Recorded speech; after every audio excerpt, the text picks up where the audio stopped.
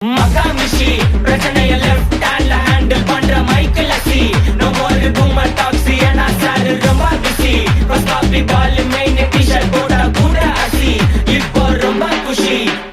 மகாமிஷி மகேசி டாவடிக்கும் பொண்ணு செய்தா பெட்டர் ஜெசி நான் சொல்லிட்டு போனா ஃபீல் பண்ணாத லைஃப் ரசி லைஃப்ல கஷ்டம் வந்தா மாங்கா பத்த போல ருசி மலகா போட்டு ருசி